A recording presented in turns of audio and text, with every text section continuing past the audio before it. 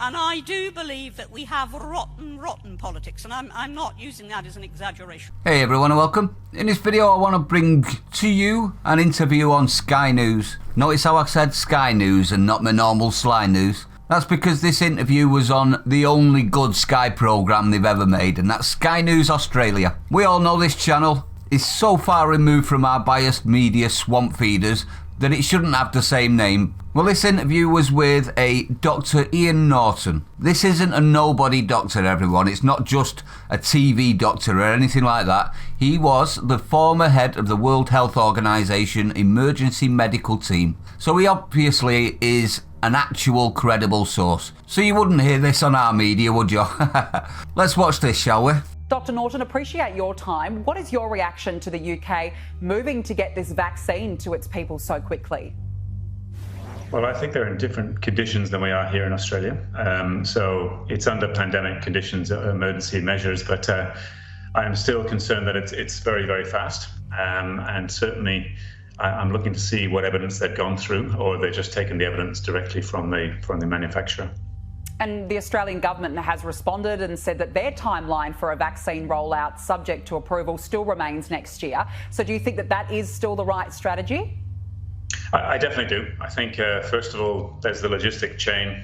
It's a different context, a much larger, more spread out country. And nothing wrong in a way.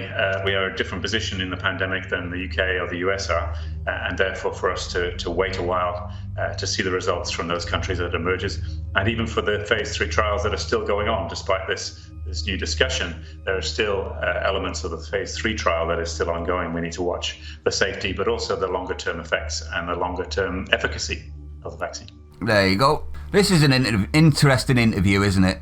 Makes you wonder why we, the British people, are now seen as the world's guinea pigs. In my opinion, it's not anti-vax to ask questions, viable questions. I don't care what they say. If they won't give us, the people, full transparency, i.e. release all reports on the lurgy and all info regarding the tests and the trials, we're going to question, aren't we? Especially when you remember Boris gave Pfizer legal protection for being sued over side effects. Remember that? Here's a question. A viable question. Why is that if it's safe? And also, let's not forget, Pfizer is not the most trustable. 1996, they paid out 50 million. Look at the article. So as you can see, there are questions, aren't they? Viable questions. Questions that shouldn't be swept under the carpet. Now, I'm not saying you should or shouldn't have the vax. That's entirely up to yourselves. Do your own research on that, everyone.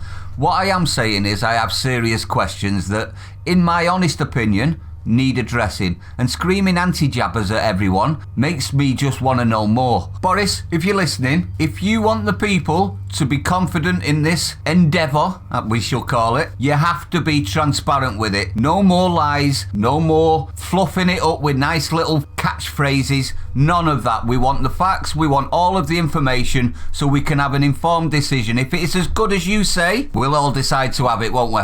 And instead of calling everyone anti-jabbers, start answering questions. But anyway, I'd like to know your opinion on this. What do you think? Do you think he's right? Do you think our government's right?